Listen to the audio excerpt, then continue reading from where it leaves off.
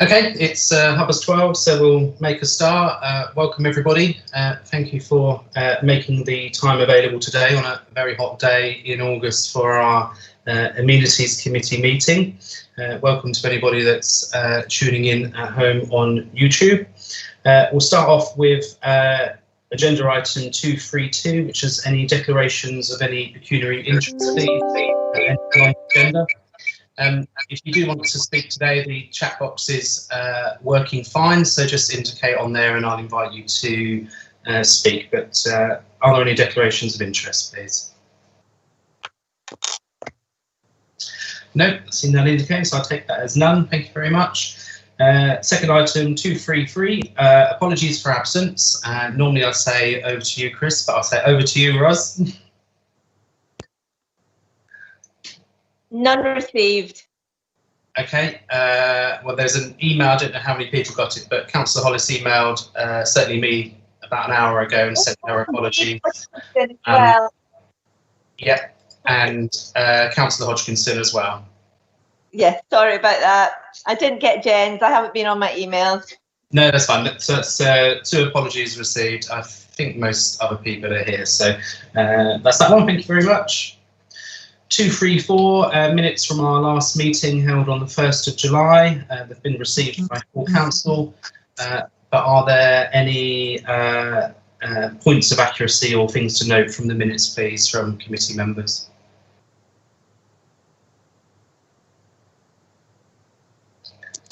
No, I see nobody indicating. Are you happy, members, to confirm them as true record?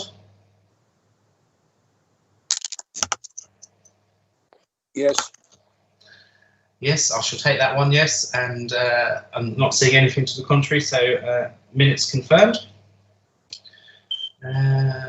Stuart, I've noted your comment there. We'll pick that up when we deal with small grants towards the end.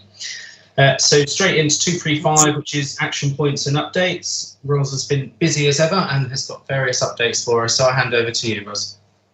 Yep, so you can read, obviously, with the memorial names being added. So that's been done in time for VJ Day. We entered a number of categories for the Virtual and Bloom competition. So we're hoping, I've got high hopes for Mark's Conservation Group for winning one of those categories. The clock has now gone from King Square. We posted some pictures of that this morning. And we're having the working group meeting online to discuss the new signage. So that should be going up mid-September for King Square. Just to give people an update about St Peter's, we haven't got the final kind of roundup from our consultant. But while we were doing that, Keystone asked whether they could have a meeting in St Peter's, which was kind of. Sorry. Shut up, you. I thought it was my microphone. Yeah, Keystone asked if they could hold a meeting in St Peter's, which is basically, the meeting was nothing to do with us. It was about the help effort and bringing people together and talking about how they were going forward. But Keystone asked whether they could have it in St Peter's to show people the building, really, and to ask them whether people would be interested in having it as a hub, potentially, or using the building going forward. I think the general consensus of the meeting was no, but afterwards a couple of people came up to speak to me. The Salvation Army possibly talked about using it as a premises to put furniture in while they're then rehoming people, so that they could, you know, use it. They've got limited storage facilities, and then also possibly at Christmas time as a refuge, as a shelter.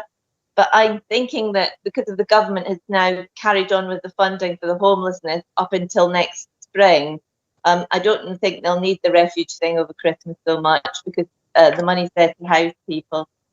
Yeah, so that's what happened at the Keystone meeting, and at the September meeting, you'll get a full report back from the St Peter's consultant about where we are and a proposal paper about what we do next. Lovely, thank you, Ros. Do any members have any questions or comments of any of the action points or updates since the last meeting?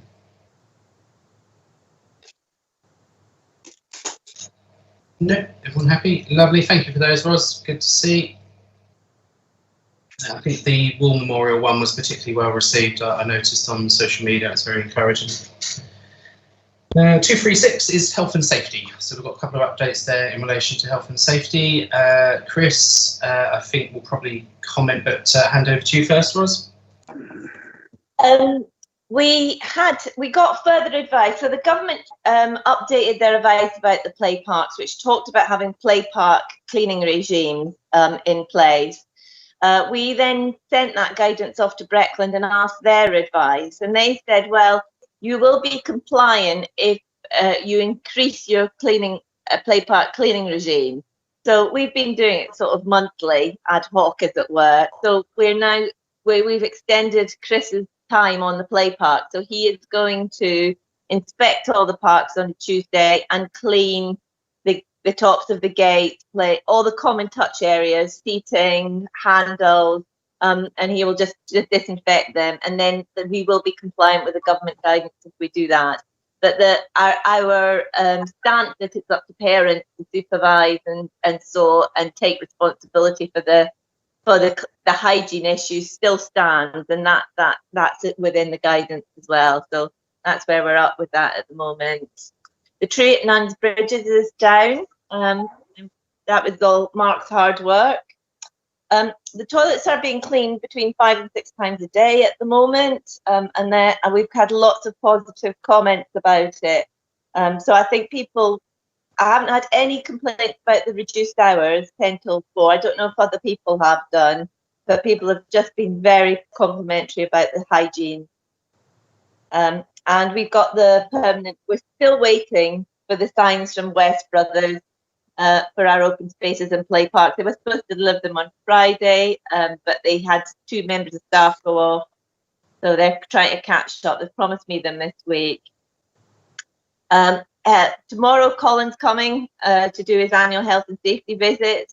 We've asked him to focus on our COVID response at the different sites, look at some of our shops and our premises, and we are going to inspect one of the premises and do a workplace inspection related to one of our leasehold properties. And the inspection of the castle steps is no longer overdue because Bryn came out and did it yesterday. So we're pleased that annual inspection's been done. Lovely, thank you very much. Before I bring Stuart in, Chris, Harvey, I know you went out with Ros to the play areas and did a health and safety visit on behalf of the committee. Did you want to comment at all at this stage, or are you happy with the report? No, I was more than happy. It was a bit of an eye-opener to actually see the behaviour of the people. We spoke to a couple of residents who were there, and they said, we're doing our bit. It's down to other people to do their look after themselves. The place was actually full. No one, they weren't wiping themselves. They hadn't used hand wipes. They weren't wiping the gates down when they went in there. It was disconcerting. But what can we do apart from putting the signs up? We can't. It was really difficult. But I was quite impressed, and also the fact that the health and safety visit was postponed from Monday until tomorrow is sort of curtailed any report that I was going to give. So I'll give a fuller one at the next meeting. Is that okay? Yeah, no, that's fine. Thank you very much for that. I've got hands up from Stuart Wright, please. Thank you, Chair. Just to comment on the toilets, we had the Mayor come and open the Dad's Army Museum on the 1st of August, and one of the volunteers questioned when the toilets were being opened, and on that day they don't actually get open until about 10:30. It may be that he's going round and that's the last one to be opened, but if we are on reduced hours, then obviously it does curtail a little bit of the opportunity to use them if we're not getting them open until about 10:30 in Cage Lane. Potentially probably need to review either the schedule which goes round or the management of the contract. I presume that we are looking to review the contract in due course anyway, and similarly the hours. But I just pass that on really. It wasn't being open until about 10:30 on those 2 days, which we noted. Thank you. Thank you, Chair. And I think the Mayor did actually email Ros. He certainly emailed me to make me aware of that. So I don't know if you want to comment on that, Ros, or just sort of note the fact that it happened, and I think you immediately dealt with it. I went back to the contractors and said, you know, that's not good enough. 10 o'clock it's got to be open. There was an issue with the gentleman's motorbike and the transport, and then there was a road traffic accident when he was coming back down from Waltham. I've said they've got to let us know immediately if there's anything, because we can always open up if we have to. But we've asked them to make sure that there's cover in place and that they know, so that we're not having to do that. But yeah. So the contractors have said that they will make sure that it's open for 10. Lovely, thank you. I think it's probably an isolated incident. I don't know if any members have any comments about health and safety generally or toilets. For my own part, I have, Ros laughed yesterday because I said I've purposely been going into the toilets when I've been in town just to sort of do some visual checks. And I've been very pleased, very impressed with the cleanliness of them. Even though it's really hot, and I think the ones at Castle Park particularly are getting a lot of use at the moment. They certainly busy the day I went down, and they were very clean. So hopefully that's everybody else's observations as well. And I believe we're due to get the options paper at the September meeting. So that'll be a sort of a wider discussion about sort of ongoing at the next meeting. But does anyone have any comments before we move on? Anything to do with health and safety or toilets? Nope. You're all frightfully quiet today. We'll get through this meeting in no time. You can go in the garden. Thank you all for that, Ros. We'll move on to the next one then, which is 237 Barnham Cross Car Park. To consider the second phase of the tender for additional security and resurfacing at the medium car park at Barnham Cross.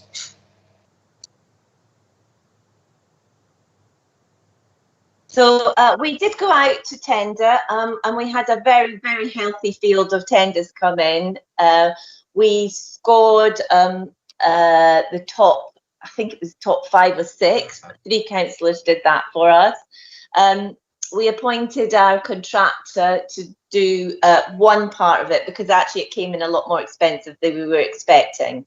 So they did the Barnham Cross Common Car Park at the bottom of the playing fields and put the height barriers, and we're pleased with the work that they did. And basically up there is the spec. So it'll be a resurfacing of the existing car park with granite chipping. It will be installing a height barrier, restriction bays, and so that we can basically do it to the same standard as the other one. And then, so how many did we? Yeah, it was 6 tenders we actually scored, although we got a lot more than that. And we went with the contractor too, because their quality score was a lot higher than the cheapest one, which there's about, what is there? There's about £2,000 difference between the two. So I would recommend that if you want to still go ahead and do it, the medium car park was 14,559, and they are happy to stick to that price. Thank you, Ros. Any comments from members? I appreciate this one was, I'm just looking at the names on the left there. We must have agreed to that a while ago, so just to make sure everybody's still happy. Just checking on the money side of things, Ros, forgive me, I can't remember. Is this money that we've budgeted in reserves, or the money's allocated for this, isn't it? Oh, yeah, no, the money's definitely allocated. It's actually itemised in our costed priorities where the money's coming from. So when we get to the review of the priorities, we can have a quick look there. Lovely. Members happy to agree? I propose we agree, Mr. Chairman. Thank you, Brenda. We probably need a quick vote on it, actually, because it's quite a bit of money. I was thinking that. So Brenda's happy to propose. Somebody happy to second, please? Yeah, I will. Chris Hardy, thank you. Ros, do you want us to say verbally or indicate in the chat box if we agree? Verbally, if you wouldn't mind. Okay. So Brenda's proposed, Chris has seconded. Dennis, are you happy? Yes, happy. Thank you. Jane? Yes. Mike? Yes. Roy? Yes. Stuart's not a member, so I won't ask you.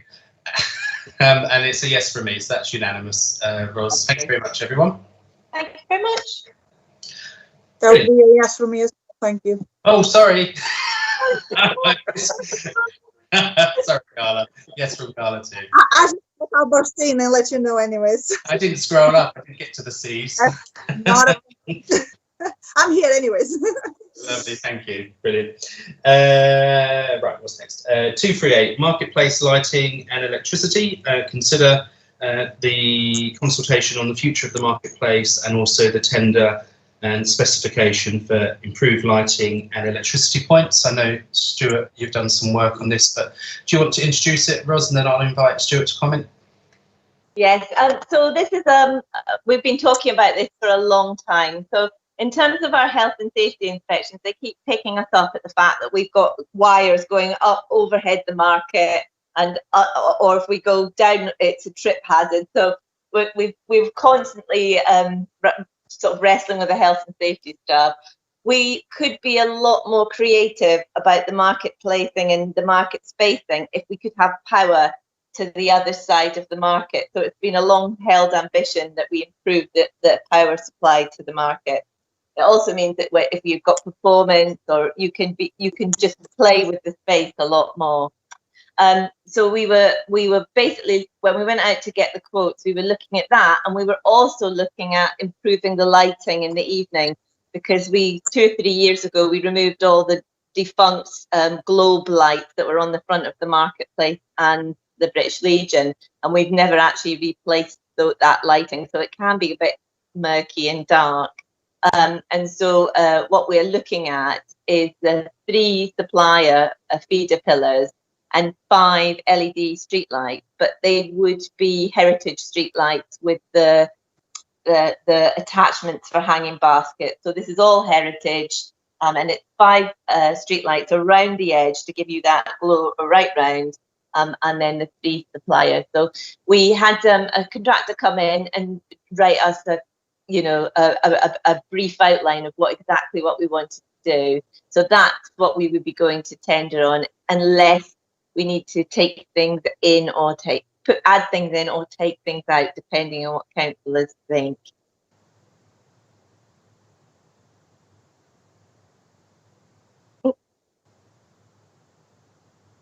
Oh, have I gone? So any comments, really? Any comments from councillors? Stuart, did you want to come in first, as you've been involved in this? Yes, thank you, Chair. I'm not being too involved in the current thing, but over the years we've had the comments, as Ros has talked about, the removal of the lighting on the Guildhall. They were defunct, a real problem. So we've been left without lighting. I know it is reasonably well lit because of the street lamps in the vicinity, but as Ros has pointed out, the flexibility in the marketplace is limited to where you can get power. So the layout of the market itself, the fish stall and that, have to be within a certain distance of a power feed. And who's to say what other stalls may come along requiring refrigeration or other kind of power feed. It's also, as Ros has said, about the flexibility of the marketplace for doing events. And if you can get some power to that side of it, it does make you a lot more flexible in the amount and the size of the events that you can put on. So I think, if we're refreshing the front of the Guildhall, we're going to taking the shambles, we've been uplifting those. I think this is the next stage in bringing power and improving light. I think also, Ros, by putting these streetlights in, it does give you a bit more flexibility in terms of the Christmas lighting as well. Is that correct? Yeah, we can actually plug in sort of a really attractive light fitting straight into those units, which is really cheap to put up, because at the moment we are constantly daisy chaining our electrics across the town. That just means that in terms of our Christmas lights display, we could do something really lovely for the marketplace. So just a clarification point, Ros, in terms of the siting of the lighting columns, would they be on Norfolk County Council footpath, or would they be on our path, which is paved? That's the detail that we will have to negotiate. I'm just conscious we don't want to go halfway down this route and we're going to get Norfolk saying, no, we're not allowed to do that. So, I'd rather us get all those bits, clearances in the way. And if we do have to put it on our piece, which I probably think is best thing to do, because the footway needs to be clear for people to walk along. If it's on our piece of land, then there shouldn't be a problem. There is that just one. There's two. Is it no? There's just one street light that's Norfolk County Council that's hideous, right in the wrong place. So we'd have to deal with that with David Jacklin. But he would be he's quite good. Yeah, as long as we've got a clear run on it, it's great. Yeah. But once councillors have said yes or no to this potential improvement and going out to tender, I will speak to David and say, look, Dave, get a site meeting sorted and ask his views and stuff. So we'll do that before we go to the final tender. Great, thank you. Thank you, Stuart. I've got hands up from Chris Harvey, please. Yeah, I think it's really good news. There's got to be a step forward. That cabling that's hung up and along the floor behind the Guildhall really concerns me. I was bothered about it on Saturday when I was down there, and last Tuesday. It's a major health risk, to be fair. It's a trip hazard on the floor. You've got it tucked round the corner of the building. It's got to be done. Okay, thank you, Chris. And a hands up from Jane, please. Thank you, Chairman. I really welcome the idea of installing the LED streetlights. I know that's particularly a passion of our chairperson as well, so I welcome that. It would be fantastic for improving the power supply and making our marketplace more attractive to other potential traders who may wish to use it. So I welcome that, as Councillor Wright also mentioned. I agree that it would be simplest for these things to go on our land. It just makes it easy, and it would be really useful thinking of a specific event in terms of remembrance and in terms of where the choir and the service gets set up, and gives that some flexibility, which I think would be really useful for them. I think everybody probably knows what question I'm going to ask next. Where are the monies coming from this? Do we have an identified pot, please? Thank you. We have got. Sorry. Sorry, Terry. After you. No, sorry. I was inviting you to respond. All right, sorry. Yeah, we have got some money identified, and there has been some conversations with Breckland about this as well. But as we don't know how much the actual kind of specification is going to cost, we can't really answer that question until we've got an idea of costings, really. So once we get out to tender and get some figures back, then we can just say, right, but have we got enough in our reserve or not, really? That was on my list as well, James. I've got a suggestion which I'll come back to at the end. Stuart, did you have your hand up again? It was on the similar line I was saying. This lends itself, I would have thought, to the Market Town Initiative monies type of thing, if Breckland have got that available at the moment, because it's nice to hear the conversations with Breckland going on, but the use of that space does lend itself to a Market Town Initiative money. Thank you. Lovely, thank you. I've got no other hands up, so just a couple of comments from me.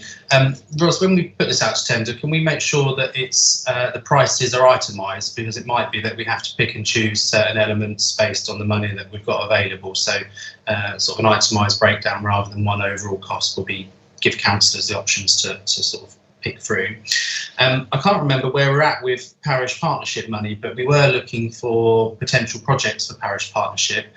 And I know in some areas they have used parish partnership to install LED streetlights. So if you're talking to David Jacklin, it might be some of it on there isn't eligible, but it might be that some of it is. So that's one useful way of boosting what we've got available money-wise. And just Jane's point about remembrance, one of my bugbears at remembrance is always the lack of sound and the speaker quality, and the fact that my mum's quite hard of hearing and she just sort of turns up and hums along, I think, really. So I'm not an expert, but to what extent we can sort of build in speakers being able to be connected to some of these points would be really useful, actually, from a remembrance and Christmas lights or whatever else. But I'm not a music expert, but if that can be factored in, that'd be really useful. Yep, you can do that. Super. So at this stage, we're simply agreeing to put out to tender, and once we've got a bit more data on costs, it will come back to committee. Everybody happy with that proposal? Thumbs up. Good. Lovely. I can see hands up, so we'll put that out to tender. Thank you very much. Moving on to 239 Ford Meadow. I think this might be Mark rather than Ross. Yep. Mark, are you with us yet? Oh. We might not be with us yet because he was doing his group this morning and was trying to get to us as soon as possible. That's fine. I think Mark is Ford Meadow and Sculpture Trail. So do we want to move on to the other ones that are not to do with Mark while we give him a chance to get here? Yep, definitely. Okay. Okay, with committee's acceptance, we'll do street furniture mapping 241, which I know is you, Ross. Yeah. Okay. Oh, remember what I'm doing. But that'll annoy your presentation. You'll be flicking back and forth. So yeah. So where are we at? So Dave, we had a look at doing. Dave had a look at the whole street furniture thing, and we did have a look at the fantastic work that Robert does, because he uses a different system, and he has already mapped out a lot of the street furniture across the town. The issue with that is the town council want to use it in a little bit of a different way. So we want the idea that we'd have this accurate map, and then we could number them all. We could identify who owns what, because I'm always confused about who owns what. And then we can label them. So when the public report an issue, they can be numbered, and it become much easier. So Dave has done his area, and I think he's worked round and he's starting to move on to other areas. But we really would like all the councillors to get involved and give us their views on your areas, and to have a look at the map that Dave has produced and identify if there's any gaps or that you can think of. We were thinking at doing a very simple form, which is attached there, which basically would be a ward inspection. So councillors could walk around their ward and just do like a ward inspection sheet, where they could just note down issues around litter bins. Have they been cleaned? Are they in a sorry state? Where are they? Dog bins, whether it's flower beds that have been put in and are now neglected. So we were thinking of some sort of award, sort of annual inspection sheet that people can do. And then when we get all of those sheets back from councillors, we put them all into one report and say, this is what the report of our street furniture at the moment, and then put forward, an improvement plan with costings over the next 2 to 3 years, really, which is what we did 2 to 3 years ago. Lovely. Any questions? So Dave is offering to walk around wards when it's a bit cooler and visit with councillors if they'd like to take that option up. Or you can walk around on your own and just check Google Maps yourselves and then point out if there's any omissions to Dave as he goes around. But Dave is photographing all the bins and street furniture, so that beside each record, we've actually got a photograph of what it is, which is really helpful for us to manage. Any questions? Yeah. Everybody happy with the sort of general approach and any sort of specific questions?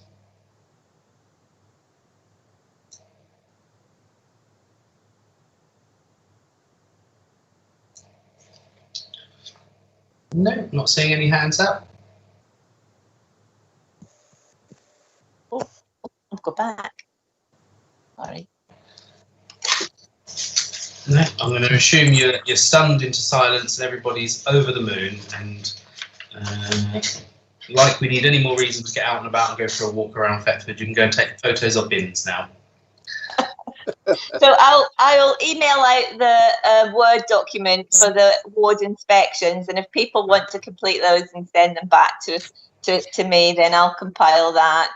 And if you would like to take Dave up on his walk round and mapping, I'm sure he'd be delighted.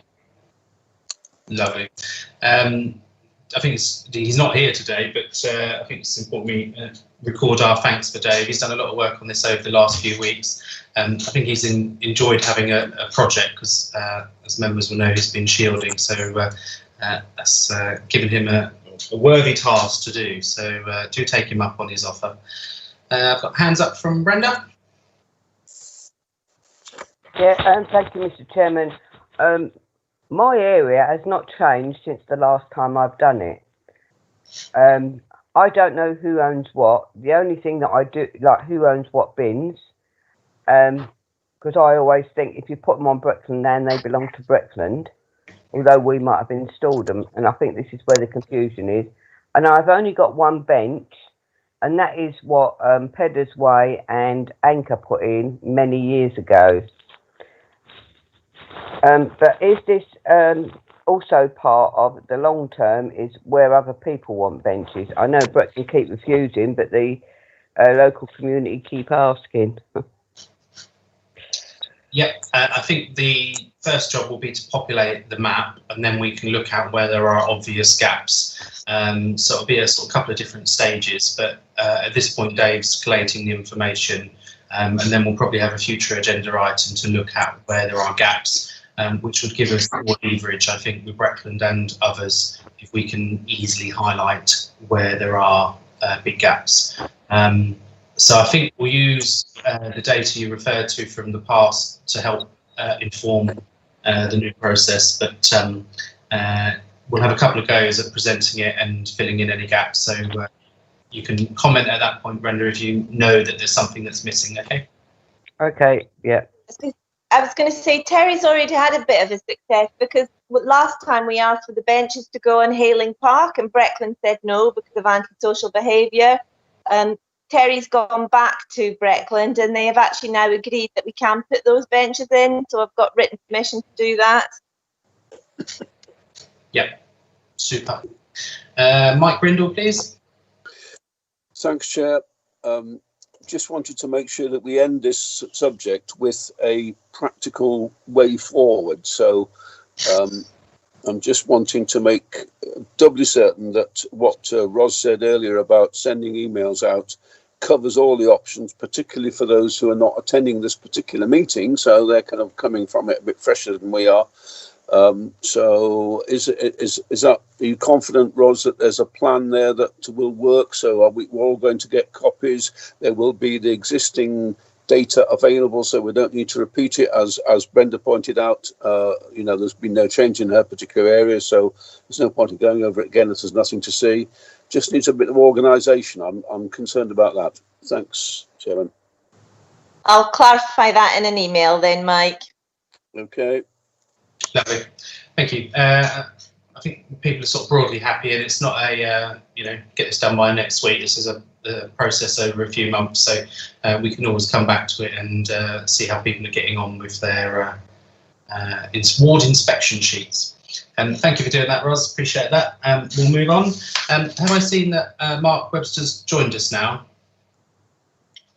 Mark, are you here with us? Have I got? Yes, there's a Mark W there. Mark Webster, he must be here. Are you back and ready to take us through the Ford Meadow one, Mark, or do you want us to deal with the other items? No, I'm ready when you are now. I've just managed to get my microphone working as well, so I'm able to communicate. Welcome back. You've probably been out and about in the very hot weather, digging up the plant. Yeah, straight from the volunteer task. Good. Well, I hope it went well. And we skipped a couple because you weren't here, but we'll go back to 239 Ford Meadow, please, if you can. Yep. So we're looking at issues which are to do with the Ford Meadow breach, which I'm sure quite a lot of you are very familiar with already. Just to update you on what's possible at the moment. There is a more general issue, obviously, of low rainfall, which is meaning that the river systems around this area are going to be lower than usual anyway. And this is obviously going to be an ongoing issue for future years. Having said that, we have been speaking to Ellis of the Environment Agency, who are you know, the authority on these matters, with a view to repairing or increasing the level of the barrier of stones. I think hopefully you can all see the picture on your screens at the moment and are familiar with that location, which is the footbridge without the handrails at Ford Meadow, where the breach sort of comes off the main river. So we are sort of able to put that in. He's offered help in the form of labour. We're looking at something like sort of 10 tonnes of the sort of larger flint rejects at £36 per tonne, so about £360 in cash. And as I said, a couple of days' work from people like self and Roy and the Works team, along with staff from the Environment Agency, to build that up. So Ellis is recommending that we actually to retain it within sort of dumping bags, and this would provide a temporary solution to the sort of larger than desired amount of water going down the breach, and sort of divert more of it along the main channel. So the fish pass is still looking very likely for this year, or financial year anyway. So Ellis reckons the funding is in place for this year, but he needs to go back with a fresh business case. He needs to get a new spec for it. So it's not an immediate thing that's going to be happening next week. So we'd probably be looking at, as I said, later in this financial year.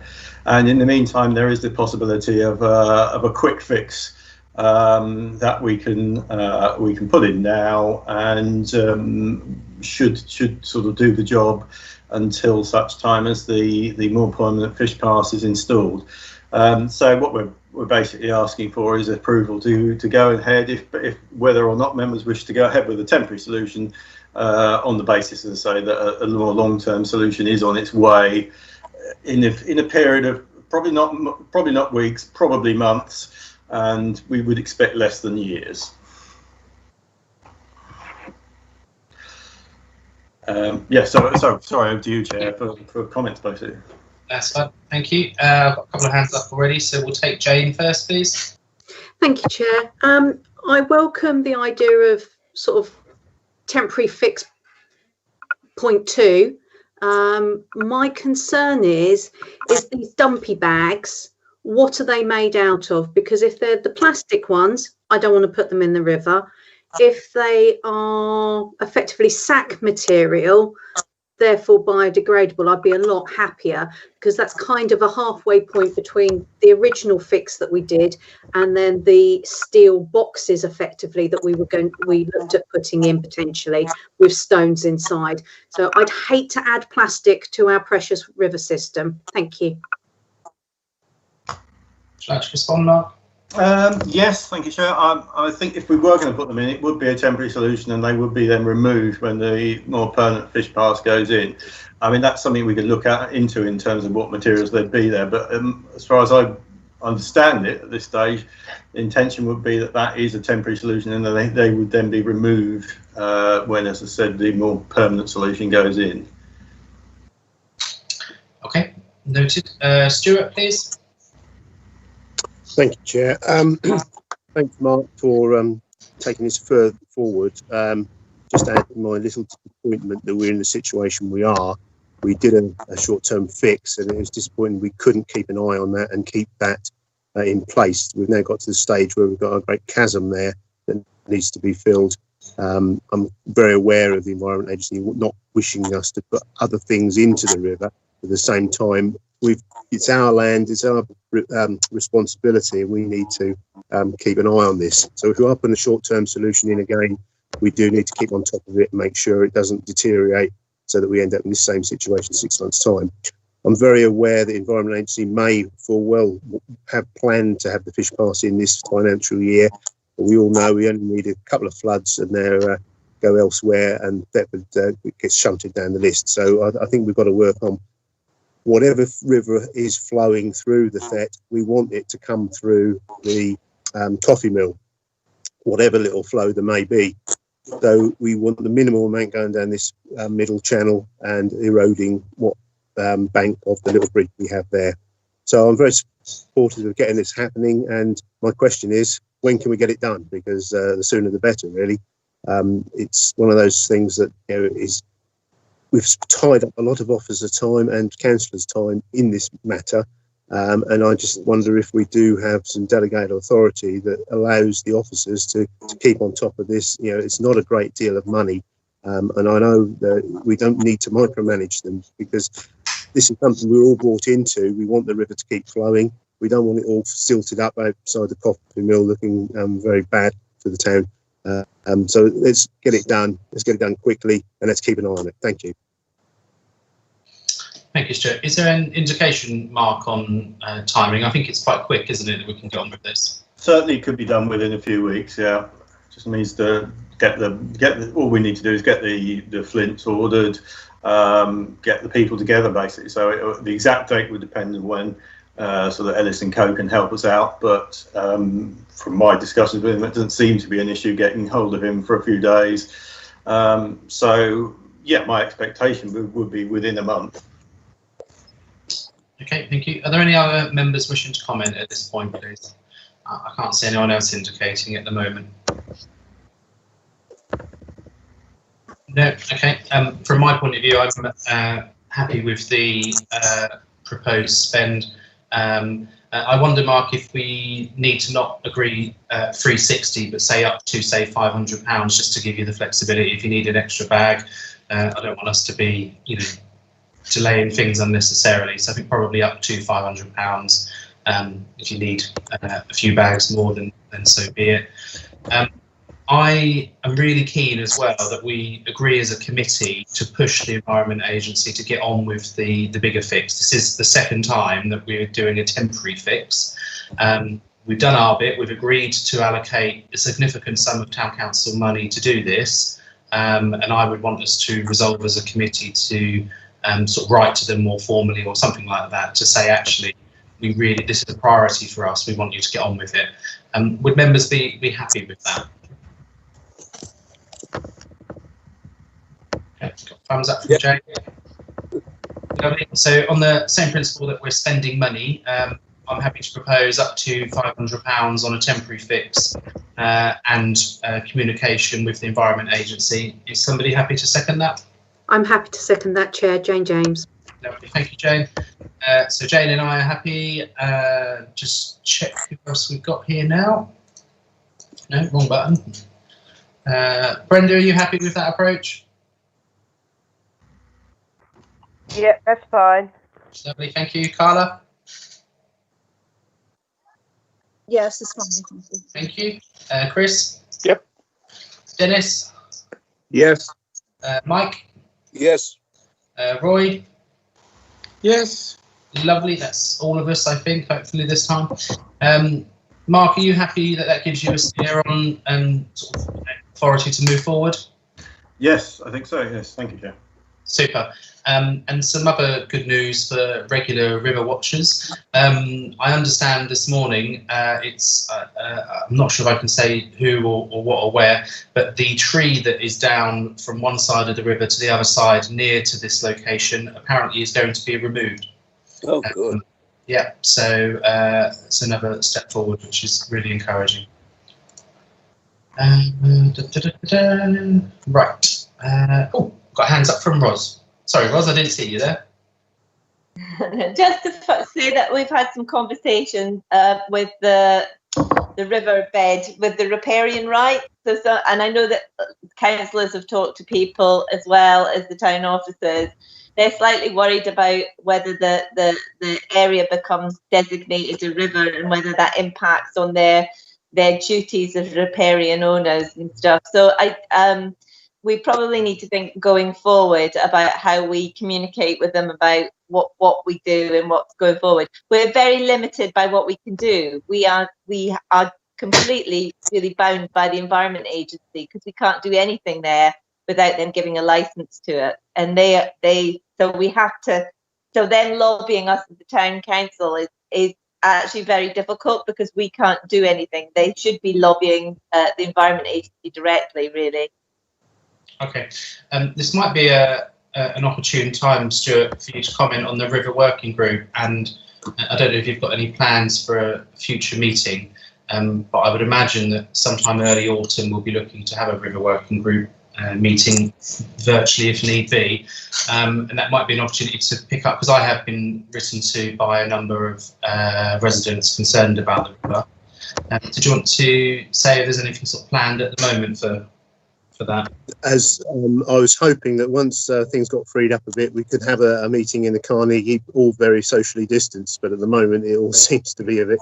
I'm wondering if we could do something outside in the autumn, because I know there's a lot of interest both from walkers alongside there, those that get in the river to clear things out, and also the long-term regeneration of the town centre.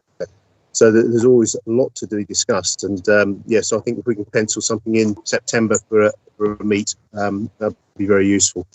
Okay, so if we focus for the time being on getting the breach work done, pencil in a meeting for September, by which time we should know more about what the timescale is for the Environment Agency. I think that's a good plan forward. Brenda, I've got hands up from you. Yeah, it's just a quick one about the river, really. You know, I think the River Group, and they've got extra volunteers now, which we are most grateful for. But we have got a problem. I was going through town and I had to walk round to the Carnegie, and they actually put on Facebook that they're putting their stuff out of the river behind the bottle banks in the Argos car park, but Breckland is not removing it on a weekly basis. If you actually got visitors coming to town and then you go around to that car park, it's an eyesore. So I don't know if any Breckland councillor can have a little talk in their ear hole to remove it on a weekly basis. I did have a resident email me or copy me into an email to Breckland complaining about these sort of visual aspect of it in the Argos. I call it the Argos car park. But I think it's been removed today, what was there. And I think Breckland are having a conversation with the River Group about a new arrangement on an ongoing basis for either storing it somewhere else less visible or removing more frequently. So that is on the cards, but you know, I take your point. Yeah, lovely. Thank you. Yeah, when we know more, we'll confirm with committee. Cool. So I think we've got a way forward with the River Group and the River Working Group with the Town Council, and we'll see where we're at with the Environment Agency after August. Lovely. I don't think there's anything else on that agenda item, so we'll move on. Are you happy, Mark, to take us through Sculpture Trail 240 as well? Yes, yeah. Have we got the screen to move forward, perhaps to app? That's lovely. A number of councillors and myself did the walk of most of the longer of the two routes. As people may remember, we did decide that there would be a sort of shorter wheelchair and pushchair friendly route for the Sculpture Trail around the town centre, but also a longer walking trail which takes in sort of much more of the lengths of the rivers and across the sort of south side of town, basically.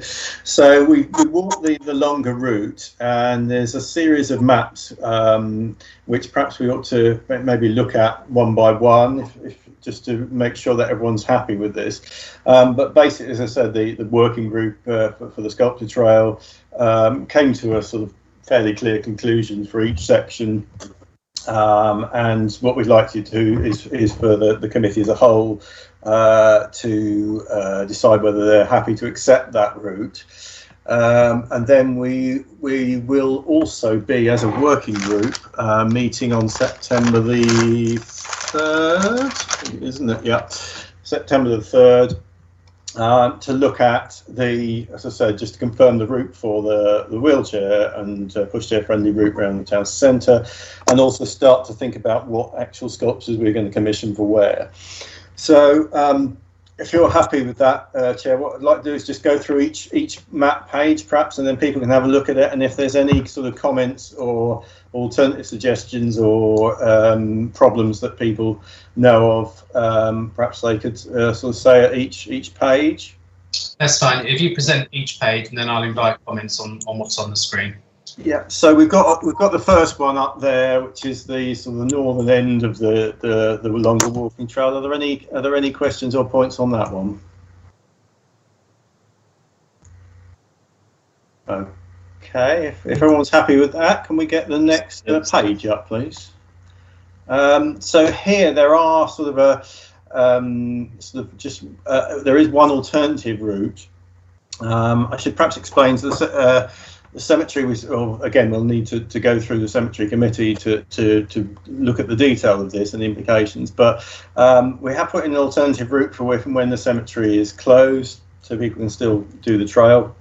But the intention would be to go past the chapel with the new nice fountain there, go along or under the avenue of yews, through the hedge, some very minor sort of hedge clearing and sort of slight alterations to that access point needed, and then it would go. The idea is to go through the new memorial garden area, which we put in sort of, it's the corner of the paler green bit where it sticks out into the darker green bit on your map there. So I'm afraid I can't point to it. And then we would have a sort of exit from that memorial garden area through the hedge, and then go back up, and that would enable people to see the lovely wildflower meadow areas there as well. And then that continues back sort of down past the Charles Darrell Centre, and again on the other side there you can see the route coming back out of the end of the Barn Cross Common and sort of towards Nuns Bridges that way. So are there any comments or points on that part of the map? If I may, Mr. Chairman. Yeah, go ahead, Brenda. If we actually cut through the cemetery, when you say a memorial, putting a statue in there, Leaping Hare, working with an organisation, are putting something in there, would you class that as being on the trail rather than having to put something else in the cemetery? Well, it's an interesting idea. If we can part that, you know, if there's going to be an artwork, a sculpture going in there, I would assume we could then use the budget elsewhere on the route. That would be, I would have thought, a good thing and very helpful. I don't know whether it's art, but they're putting up a memorial board, so it's sort of, you know. When you say memorial board, do you mean is this the wall of boxes for the for cremations? No, I'm talking about Leaping Hare putting up the memorial board for the old soldiers. Oh right, I see what you mean. So it'd be a list of the fallen from the wars. Yeah, I think Dave, just to help you out, I think Dave made this point when we was actually on the walk, and one of the reasons he wanted the route to walk up to the chapel, one for the fountain, but also because the information board will be near to those locations. Yes. Oh yes, so by lots of interesting things, basically. Yeah. So Brenda's right. It's another aspect of the trail, which is a new aspect that's going to happen at some point. Yeah, so I think that would be an additional one. This would be something what we're going to be obviously discussing early in September. I still think there would be good scope to have an artwork in that memorial garden as a centrepiece for that area. But as I said, that's for the working group and then for the committee to have a think about. But one of the reasons I think what we decided to go through the cemetery, because there is the scope for putting in a sculpture and artwork there, and it's quite a long gap between other things, notwithstanding what the chair has just said about there being other points of interest in the cemetery, of course. It would be a sort of quite a long distance between sort of new artworks going in. But as I said, we can look at that in whether you think that's an appropriate site for a sculpture in early September. But for now, are people happy with the route? Stuart, did you have your hand up on this particular slide? Yeah, I was just going to confirm what you said, Chair, that we did take into account that the memorial board, and we want that to be incorporated within the route. Yeah. Hands up from Mike Brindle. Thanks, Chair. Just quickly to confirm the comment that Mark's just made about the distance between sculptures. I've done a fair number of walkarounds over the years in other towns and not in Thetford.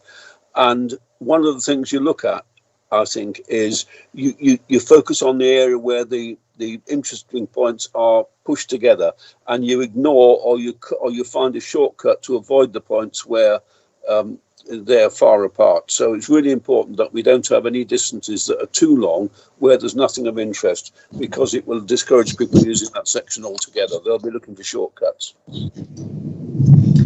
Thank you.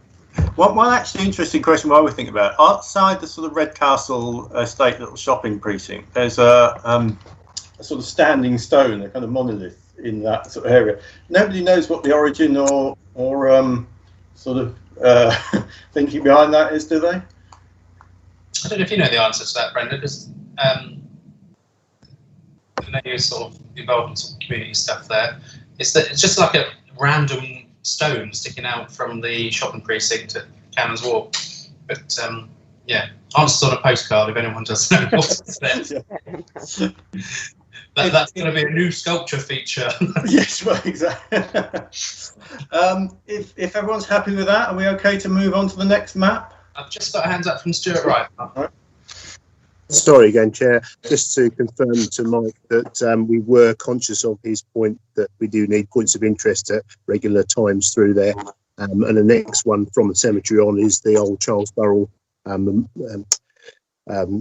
architectural imprint, which you're involved with, Chair. So we haven't too far to go to that one. But there is actually, if people don't want to go for the long distance hike over Barnham Common, the cut through from Kingsway down Unsbridge Road to rejoin the bit there. So there's an alternative shortened version to keep people's interest up if they haven't got the fitness to go all to the ends of Barnham Common. But we'll look at that when we look at the options on the working group. Thank you. Thank you. Thank you. Thank you, Mark. Next slide. Okay, so well, as was mentioned, the next section basically goes past the Charles Burrell, and that gives a potential for a cafe stop along the route, which again I think is really useful for people who are doing a long walk. That's it's good that we've got sort of kind of to highlight facilities like shops and cafes along the route. Oh, sorry, can we just go back to the previous one before we move on?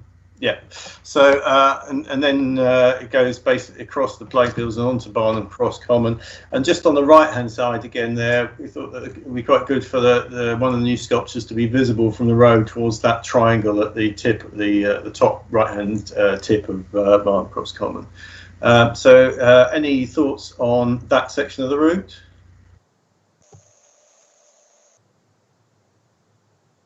Okay, if we're happy to move on to the last bottom bit, basically. The next slide, if we can.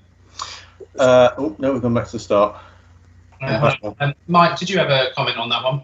Just a quickie to follow up. You mentioned, Mark, putting in cafes, stops and so on. You would also want to put in, I guess, toilet stops, and in that particular situation, you can do both at the same time. And maybe even to be more pointed, mention any time problems. So, for example, closed on Sundays. I think that's it's progressing really well, and I want to encourage as much useful detail to the weary traveller as possible.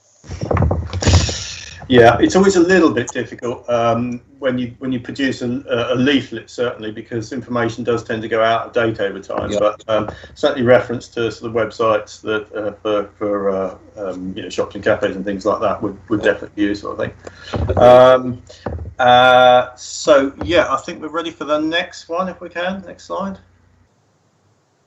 Oh no, we jumped ahead. I think, yeah, that's the one. So the last one, we looked at various options for the very bottom bit of it. I think there was interest in going past the actual Barnham Cross site, the site of the former cross. I've heard back from the historic advisor at Norfolk County Council about Barnham Cross, what used to be there. I've literally just had this. I'm afraid it's not available to you today, but it's a very grainy, sort of difficult to interpret photo of what used to be there, and it sort of doesn't really look like anything like a cross. At the time when the photograph was taken, it looks to have been already heavily vandalised. So again, this is something we can discuss in the sort of working group meeting, and whether we want to sort of look at any sort of new thing for the Barnham Cross itself. But the thoughts seem to be definitely going in the direction of sort of cleaning up that area, but having an interpretation panel which talks about what the Barnum Cross meant and what it was there for, why it is a boundary, etc.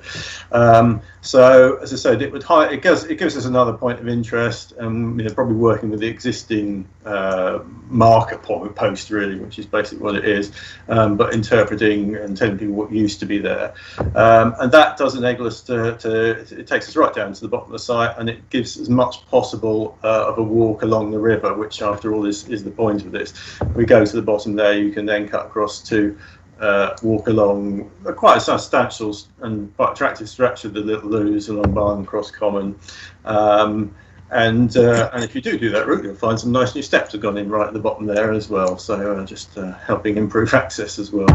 And that, as I said, takes us right back to the start and where we've been seeing the other half of it as well. So is everyone happy with that last section of the route? I'll just make a quick comment on that one. I can't remember if Dave made the point on the day or on another occasion, but I've actually been on a Ramblers walk that has gone past where that cross is. Dave's quite a keen rambler, as some of you will know. So the fact that we're able, as part of this, to install something like an interpretation panel is good in its own right, not necessarily just part of the trail. Lots of people go past that particular point, southern point on the map there on its own. And the fact that we're adding a couple of features to it, they might just do the common and that's it. But they've learned a bit more about Barnum Cross and that sort of thing. So I'm really keen for the interpretation panels, which is great. I've got a hands up from Jane while I've been running on. Thank you, Chair. I think in terms of there not being a lot left at the Barnum Cross, there's not a lot left at the Weeting Cross, which is something that we mentioned previously. And I remember a very wet and windy Boxing Day hike that we did with the Scouts. And we took in Weeting Cross and round and back to Weeting Castle, actually.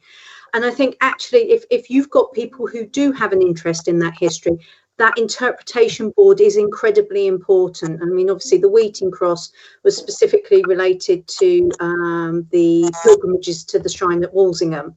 So if we can share that story, because we have so much, as for example, the sepulchre that Mark mentions in his video on the riverside and that kind of thing, these things are integral to what was the ancient capital of East Anglia, and I think it would be really, really important that we can do that, and perhaps it's an opportunity for an enhanced heritage bid to complement the BFER.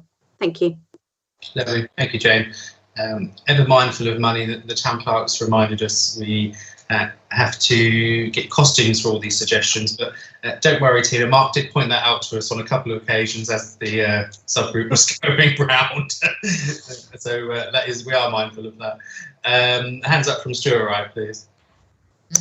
Sorry to come back. I'm just backing up what Jane said. The Weeting Cross visited that in the summer, and there's an interpretation panel there, and we can do something similar at Barnum Cross. So I think the working group, what we can do is when we sit down, we can put all these wish lists together, give them the priority for the BFER funding, and then the other ones that we want to deliver possibly by other routes, and have those there to be shovel ready to go if we do get pockets of funding that we can do. But taking Jane's point about the heritage bid, yes, let's get Breckland helping out with our conservation area appraisal, and we can get a lot of this stuff done. Thank you.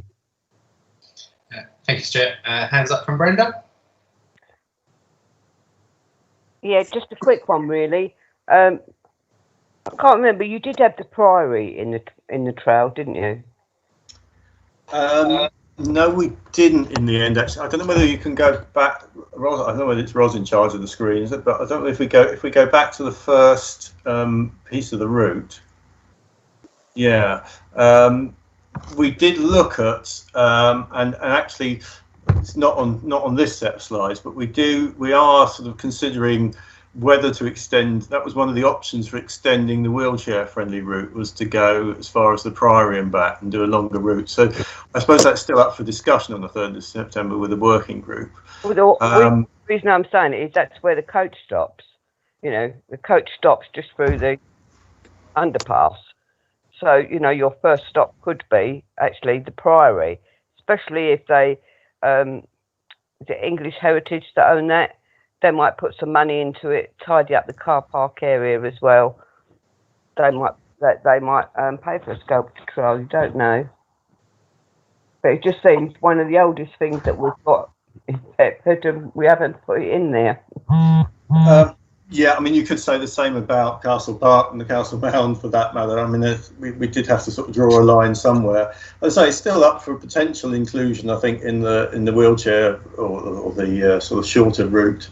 Yeah, we'll prejudge those discussions, as I say. But for various reasons, I think members, certainly on the walk, decided they'd rather go along the river bank, along that section.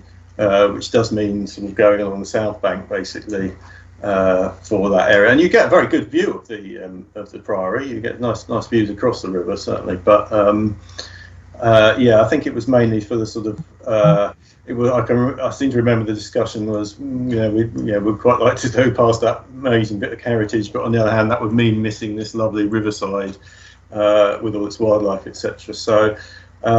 Yeah, I think that was the thinking behind having the longer walking route along the south bank. Yeah, I take the point, Brenda, because what we want to do is signpost people to as many other things as we can. They've come to do the trail, but actually you could have a lot of time in the Priory on its own. So where possible, you signpost to other things, but the river corridor aspect of it is crucial. Jane, please. Thank you, Chair. Just being mindful of what the clerks put up in the chat, that the BFER money is for a river sculpture trail, so must fulfil the aspects. Playing devil's advocate, giving an alternative idea, are we going too far with this current trail and route? And is this actually outside of the remit of the BFER sculpture trail, but it would be better if doing something else from a town council point of view? Just putting it out there. Thank you. Am I right in thinking probably Mark and Mike Brindle that it's sort of a balance between needing a trail to be sufficiently long that it's worth doing, and making a sort of day of it, sort of thing. And also there are a couple of funders. I think a couple of different organisations putting money into it. So the BFER bit clearly for the river corridor, and then potentially some of the other aspects from other pots of money, including some of our own. So I think that's a fair challenge, Jane. But there is you can see from the map that's on the screen at the moment, it takes in the whole of the town centre river aspect, which is great. Has anyone else got any other hands up? Stuart, is that a new hands up? It is. It's just confirming. I think the BFER bid that went in was, the river sculpture, and we're trying to link as much of the riverside as possible. And it was felt that a circular route is better than something that just goes linearly back and forth. So to link that beach area down the Little Lewes to the Little Lewes further down by Brandon Road, very difficult to do. But this does actually bring the Viking ditch and bank in as a feature that's pretty much hidden from all the things we've done in the past. Lovely.